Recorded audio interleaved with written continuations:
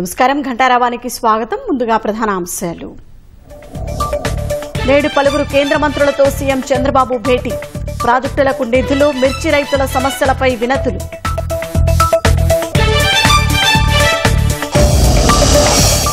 ఢిల్లీలో ఇవాళ కొలువు తీరనున్న కొత్త ప్రభుత్వం. సీఎంగా రేఖా గుప్తా, ప్రమాణానికి హాజరు కానున్న ప్రముఖులు.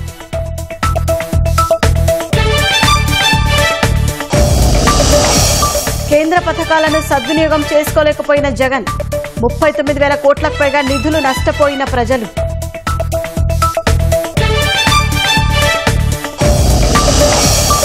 కడప మేయర్ సురేష్ బాబుకు బిగుస్తున్న ఉచ్చు. కుటుంబ సభ్యుల పేరుతో గుత్తేదారు పనులు చేయడంపై విజిలెన్స్ విచారణ.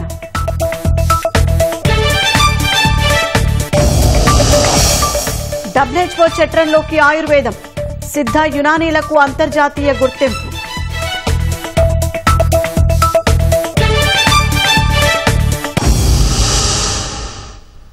చిలుకూరు ఆలయ ప్రధాన అర్చకుడు రంగరాజన్పై దాడి కేసులో దర్యాప్తు ముమ్మరంగా కొనసాగుతోంది. ప్రధాన నిందితుడు వీర రాఘవరెడ్డి కస్టడీ ఇవాళ్టితో ముగియనుంది. ఇక మరింత సమాచారం మా ప్రతినిధి నాగార్జున ప్రత్యక్ష ప్రసారం ద్వారా అందిస్తారు. చిలుకూరు బాలాజీ ప్రధాన అర్చకులు రంగరాజన్పై దాడి ఘటన కేసుపై మొయినాబాద్ పోలీసులు దర్యాప్తు చేస్తున్నారు. ఈ కేసులో ప్రధాన నిందితుడిగా ఉన్నటువంటి వీరరాఘవరెడ్డిని 3 రోజుల కస్టడీలో భాగంగా విచారణ కొనసాగుతుంది. అయితే ఈ రోజు చివరి రోజు విచారించనున్నారు అతన్ని. అయితే ఈ 2 రోజుల విచారణలో పలు ఆసక్తికర విషయాలు అతని నుంచి రాబడడం జరిగింది. అసలు దాడికి సంబంధించిన విషయాలతో పాటుగా అతను ఎందుకు ఇలా మారాడు అనే అంశాలపై ప్రత్యేకంగా దృష్టి సారించారు. గతంలో తన కుమార్తెను స్కూల్లో పర్ఫార్మెన్స్ బాగలేదని డిటెన్షన్ చేసినప్పుడు అతను కోర్టుకి ఇతర పోలీస్ స్టేషన్లకు వెళ్ళినప్పుడు తనకు న్యాయం జరగలేదని ఆయన పోలీసులు ఎదుట చెప్పడం జరిగింది. దాంతో పాటుగా తర్వాత తనకు ఒక సాధువు, తాను బాధల్లో ఉన్నప్పుడు ఒక సాధువు తనకు కనిపించి తనకు జ్ఞానోదయం కల్పించడం ద్వారా ఒక రామరాజ్యాన్ని ఏర్పాటు చేసేందుకు, దుష్ట శిక్షణ శిష్ట రక్షణను చేసేందుకు, ఎందుకంటే కోర్టులు పోలీస్ స్టేషన్లో చేయలేని పని తాను చేసేందుకు పూనుకున్నట్టు, అందుకోసం రామరాజ్యం అనేటువంటి ఒక వెబ్సైట్ని ప్రారంభించి ప్రచారం చేసి సామాజిక మాధ్యమాల్లో పెట్టి తర్వాత ఒక ట్రస్ట్ ని ఏర్పాటు చేసి ఇందుకోసం కృషి చేయాలనుకున్నారు. రామరాజ్యంలో రామదండు అంటే సైన్యాన్ని ఏర్పాటు చేసుకునేందుకు 2 తెలుగు రాష్ట్రాల్లో అతను విస్తృతంగా ప్రచారం చేసినట్టుగా తెలిపారు. దాంతో పాటుగా ఉద్యమం సమయంలో కూడా తన మీద తెలంగాణ అప్పుడు ఉన్నటువంటి తెలంగాణకు సంబంధించిన పోలీసులు తనపై కేసులు నమోదు చేశారు. అన్యాయంగా తనపై కేసులు బనాయించారనేది అతను పోలీసులు ఎదుట చెప్పడం జరిగింది. ఇవన్నీ విషయాల మీద అతని స్టేట్మెంట్ అయితే పోలీసులు రికార్డ్ చేస్తున్నారు. దాంతో పాటుగా ఇతను మారిన అంశాల మీద కూడా ఈ స్టేట్మెంట్ కన్ఫెషన్ స్టేట్మెంట్ అంతా కూడా రికార్డ్ చేస్తున్నారు. దాడి ఘటనకు సంబంధించినటువంటి వివరాలు ఇప్పటికే సేకరించడం జరిగింది. విచారణ మొత్తంలో అతను చేసినటువంటి నేరాన్ని పోలీసుల ఎదుట ఆయన ఒప్పుకున్నారు. అతను చేసినటువంటి పనికి ఆయన చింతిస్తున్నట్లుగా పోలీసులు కూడా చెప్పడం జరిగింది. ప్రస్తుతం అయితే ఈ కేసులో ప్రధాన నిందితుడిగా ఆయన ఉన్నారు. అప్పుడు దాడి కంటే ముందు అతను కలుసుకున్నటువంటి ప్రదేశం ఏదైతే ఉందో దమ్మాయిగూడ ప్రదేశాన్ని పోలీసులు సీన్ రీకన్స్ట్రక్షన్ కోసం అక్కడికి కూడా తీసుకెళ్లారు అతన్ని. తర్వాత చిలుకూరు బాలాజీ ఆలయానికి ఆ రోజు దాడి ఘటన జరిగినటువంటి ప్రాంతానికి ఆయన్ని తీసుకెళ్లారు. సీన్ రీకన్స్ట్రక్షన్ చేసేందుకు ప్రయత్నించారు. సో ఇవన్నీ విషయాలని కూడా కన్ఫెషన్ స్టేట్మెంట్ లో రాశారు. ఆ విచారణలో భాగంగా తాను చేసినటువంటి పని అంతా కూడా ఒప్పుకున్నారు. ఆ రామరాజ్యానికి సైన్యాన్ని ఏర్పాటు చేసే క్రమం, దాంతో పాటుగా ఆర్థిక సాయం చేసేటువంటి విషయాల్లో 2 తెలుగు రాష్ట్రాల్లో ఉన్నటువంటి దేవాలయాలు, అందులో ఉన్నటువంటి పూజారులే లక్ష్యంగా, అంటే ప్రతి ఒక్క పూజారి తమ ఒక పరిధిలో ఉన్నటువంటి రామ సైన్యాన్ని తయారు చేయడం ద్వారా ప్రపంచవ్యాప్తంగా ఇటువంటి దేశవ్యాప్తంగా 2 తెలుగు రాష్ట్రాలు ఏర్పాటైతే దేశవ్యాప్తంగా దీన్ని విస్తరించేందుకు అతను ప్రయత్నంలో చేసేందుకు తొలి అడుగు వేసినట్లుగా అతను చెప్పడం జరిగింది. సో ఇవన్నీ విషయాలను కూడా కన్ఫెషన్ స్టేట్మెంట్ లో పోలీసులు రాయడం జరిగింది.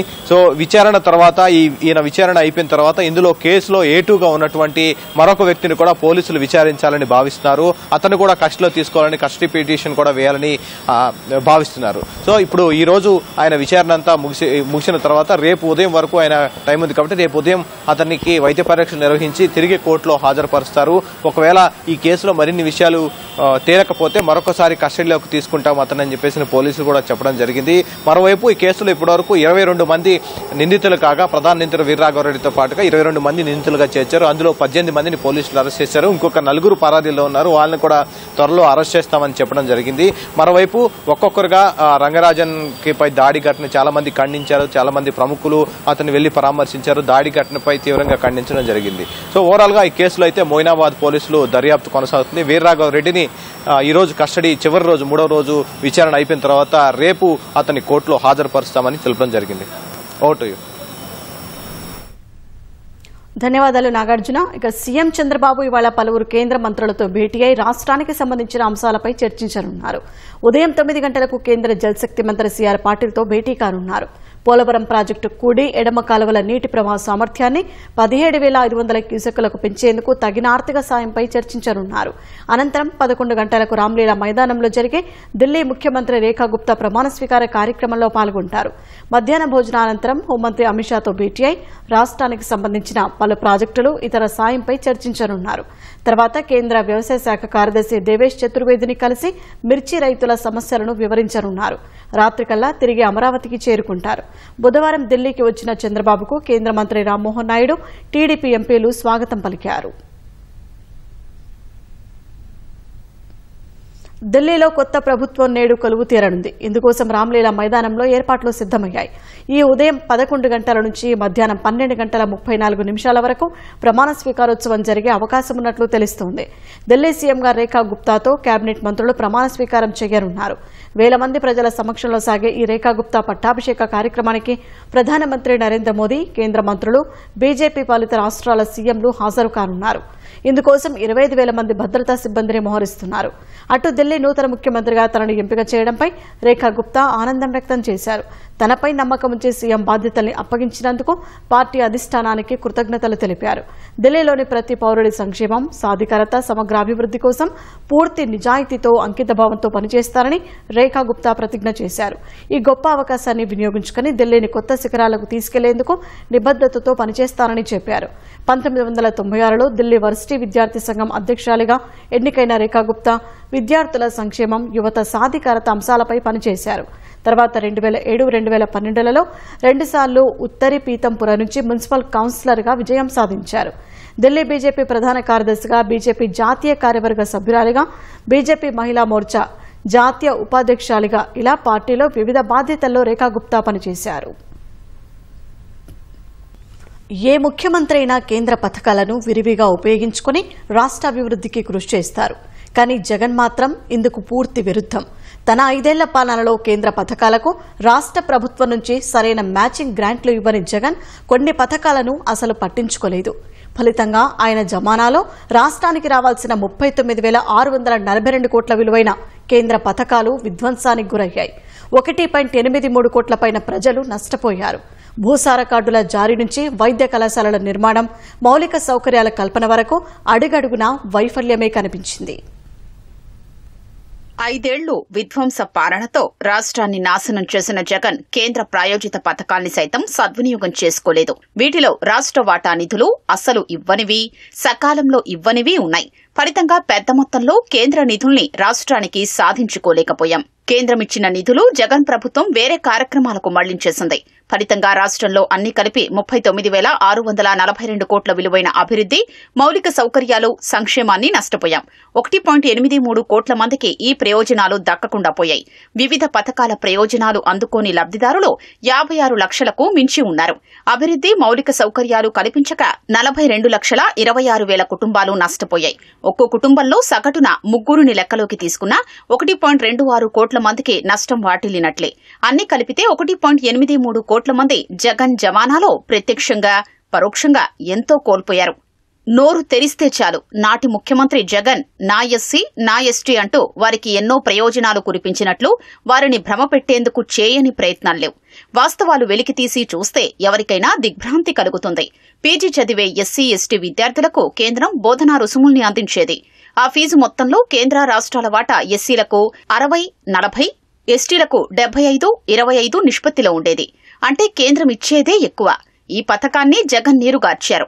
ఇలా 35,000 మంది ఎస్సీ విద్యార్థులు, 5,000 మంది ఎస్టీ విద్యార్థులు నష్టపోయారు.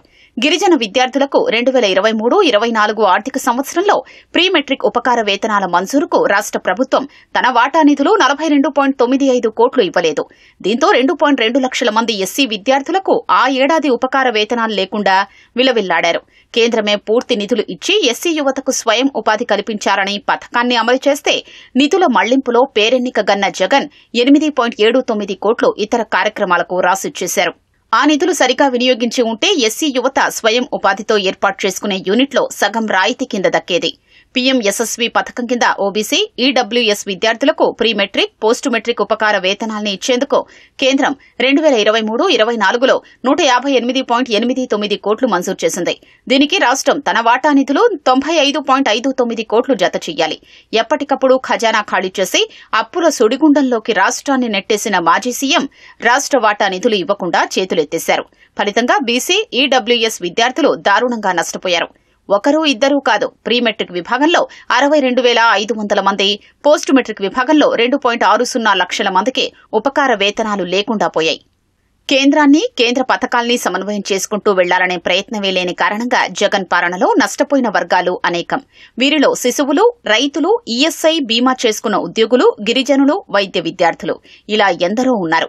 రైతుకు భూసార పరీక్షలు చేసి అందించే చిన్న కార్డు నుంచి మొదలుపెట్టి పెద్ద వైద్య కళాశాల వరకు అభివృద్దిని జగన్ సర్కార్ అవకాశమున్నా నిర్లక్ష్యం చేసింది. రహదారులు, ఈఎస్ఐ ఆసుపత్రుల మెరుగుదలకు అనేక సౌకర్యాలు, వైద్య కళాశాలలు, ఆరోగ్య కేంద్రాలు, అంగన్వాడీ కేంద్రాలు, ఆవాస్ యోజన కింద పేదలకు ఇళ్లు నిర్మించలేకపోవడం.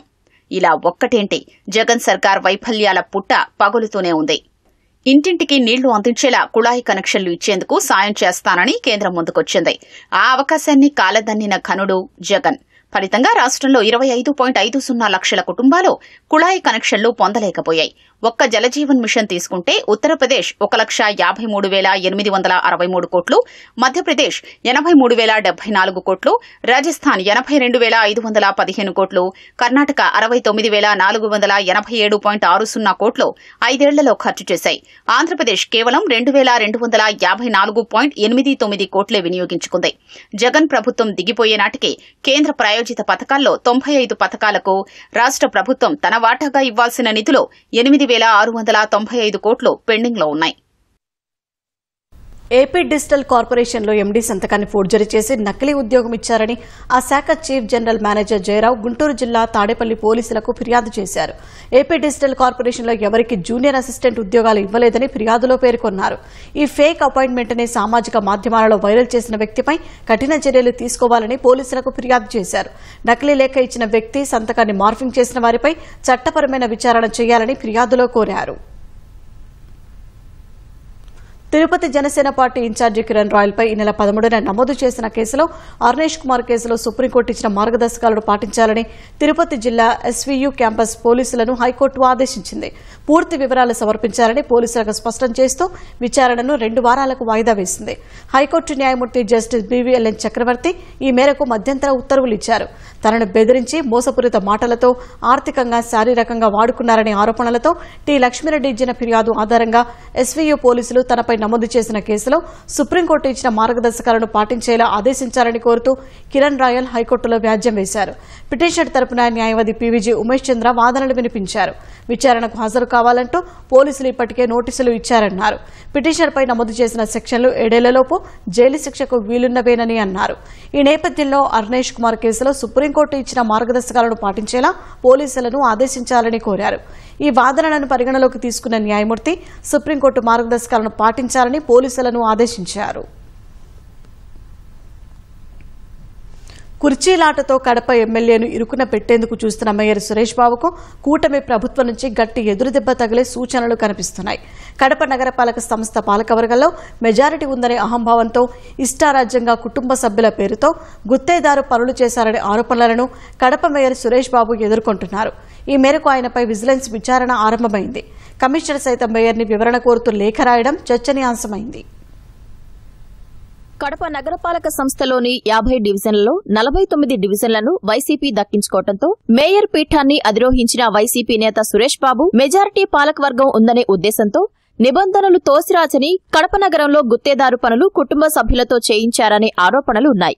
వైసీపీ పాలనలో ఎవరూ పట్టించుకున్న పాపాన పోలేదు. కనీసం సమావేశంలో అడిగే ధైర్యం కూడా కార్పొరేటర్లు చేయటం లేదు. కూటమి ప్రభుత్వం అధికారంలోకి రాగానే మేయర్కు తలనొప్పులు మొదలయ్యాయి. ఇప్పటికే 2 సమావేశాల్లో కడప ఎమ్మెల్యే మాధవిరెడ్డికి కుర్చీ లేకుండా చేసి అవమానించిన మేయర్ సురేష్ బాబును ఎమ్మెల్యే ధైర్యంగా ఎదుర్కొన్నారు. తాజాగా మేయర్ ఆయన కుటుంబ సభ్యులు చేసిన అవినీతి ఆరోపణలను ఇటీవల జరిగిన సర్వసభ్య సమావేశంలో ఎమ్మెల్యే బహిరంగంగా ఎండగట్టారు. ఇంతటితో ఆగకుండా విజిలెన్స్ విచారణ చేయించాలని ప్రభుత్వానికి ఫిర్యాదు చేసినట్లు తెలిసింది. ఫలితంగానే ప్రభుత్వం ఆదేశాల మేరకు Kadapa vigilance enforcement ASP Srinivasarao విచారణ ప్రారంభించారు.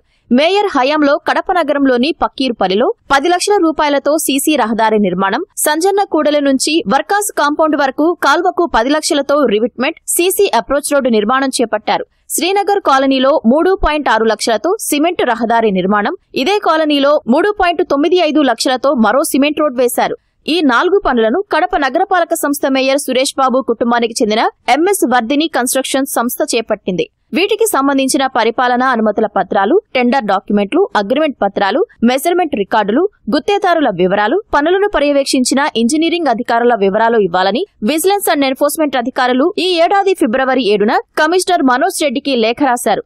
ఈ వివరాలను కడప నగరపాలక సంస్థ అధికారులు నిఘా విభాగానికి అందజేశారు. వివరాలన్నింటినీ క్రోడీకరించిన అనంతరం నిఘా విభాగం అధికారులు ఈ నెల 13న మరోసారి కమిషనర్కు లేఖ రాశారు.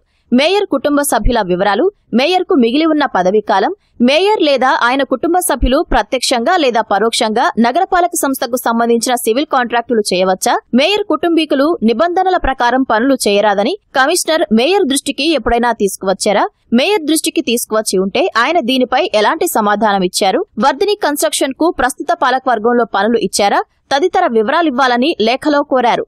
విజిలెన్స్ అధికారుల నుంచి లేఖ అందగానే కమిషనర్ మనోజ్ రెడ్డి ఈ నెల 17న కడప మేయర్ సురేష్ బాబుకు లేఖ రాశారు. ఆంధ్రప్రదేశ్ మున్సిపల్ కార్పొరేషన్ యాక్ట్ ప్రకారం విచారణ చేపట్టగా వర్ధిని కన్స్ట్రక్షన్స్ గుత్తేదారులు మేయర్ కుటుంబ సభ్యులని గుర్తించారు. ఈ సంస్థ మేనేజింగ్ భాగస్వాములైన కొత్తమద్ది అమరేష్ మేయర్ కుమారుడు కాగా, కొత్తమద్ది జయశ్రీ మేయర్ భార్య. మున్సిపల్ కార్పొరేషన్ యాక్ట్ ప్రకారం మేయర్ నేరుగా కాని కుటుంబ సభ్యుల ద్వారా గాని కార్పొరేషన్ కాంట్రాక్టులు చేయడం నిబంధనలకు విరుద్ధం. ఈ నిబంధనలను అతిక్రమిస్తే ఆ ప్రజాప్రతినిధులు వారి పదవులకు అనర్హులవుతారని సమాచారం ఇచ్చారు. ఇప్పుడు ఏకంగా కమిషనర్ మనోజ్ రెడ్డి వివరణ కోరుతూ మేయర్కు లేఖ రాయడం చర్చనీయాంశమైంది. 2 నెలల నుంచి కడప మేయర్ సురేష్ బాబుకు కమిషనర్ మనోజ్ రెడ్డికి మధ్య అంతరం పెరిగింది. కమిషనర్ మనోజ్ రెడ్డి కడప ఎమ్మెల్యే మాధవిరెడ్డి సూచనలతో పనిచేస్తున్నారనేది వైసీపీ పాలకవర్గం ఆరోపణ. ఇలాంటి పరిస్థితుల్లో మేయర్ను వివరణ కోరుతూ కమిషనర్ లేఖ రాయడం జిల్లాలో చర్చనీయాంశమైంది. కమిషనర్ లేఖకు మేయర్ నుంచి ఇంకా సమాధానం రాలేదని తెలిసింది. మేయర్ సమాధానం ఇస్తే ఆ వివరాలతో కూడిన నివేదికను విజిలెన్స్ అధికారులకు కమిషనర్ అందజేయనున్నారు. తదుపరి విజిలెన్స్ అధికారులు రాష్ట్ర ప్రభుత్వానికి నివేదిక పంపిన తర్వాత మేయర్పై చర్యలు తీసుకునే అవకాశం ఉందనే చర్చ జోరుగా నడుస్తోంది.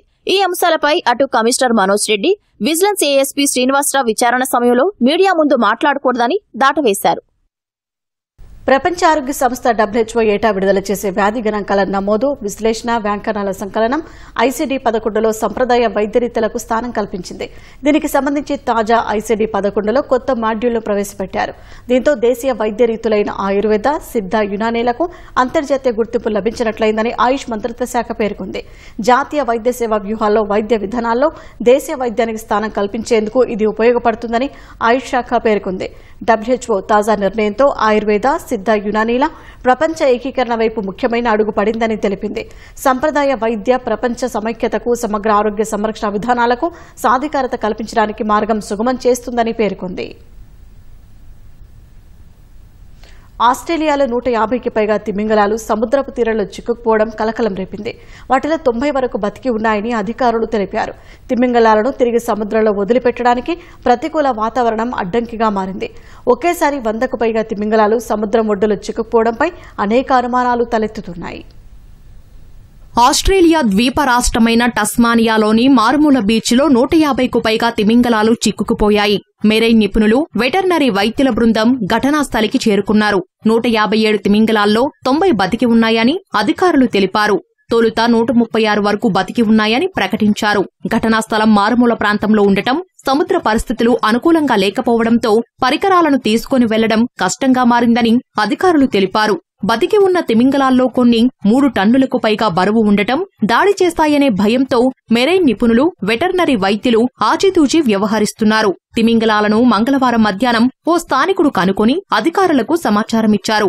అవి సముద్రపు ఒడ్డులో చిక్కుకొని 48 గంటలు దాటి ఉంటుందని అధికారులు అనుమానిస్తున్నారు. భారీ సంఖ్యలో తిమింగలాలు చిక్కుకుపోవడంపై కారణాలు తెలియరాలేదు. వేరే ప్రాణిని వేటాడే సమయంలో అవి ఒడ్డుకు వచ్చి ఉంటాయని కొందరు నిపుణులు చెబుతున్నారు. ఫాల్స్ కిల్లర్ వేల్స్ గుంపుగా ప్రయాణిస్తుంటాయని, ఆ క్రమంలో అవి సముద్ర ఒడ్డులో చిక్కుకుపోయి ఉంటాయని మరికొందరు నిపుణులు అంటున్నారు. భయంకరమైన శబ్దాలు, అనారోగ్యం, గాయాలు, ప్రతికూల వాతావరణం లాంటివి కూడా కొన్ని కారణాలని చెబుతున్నారు. 2020లో కూడా 470 పైలట్ వేల్స్ ఆస్ట్రేలియాలోని మ్యాక్ క్వారీ హార్బర్లో చిక్కుకుపోగా వాటిలో 350 వరకు చనిపోయాయి. 2022లో అదే హార్బర్లో మరో 200 తిమింగలాలు చిక్కుకుపోయాయని అంతర్జాతీయ మీడియా పేర్కొంది.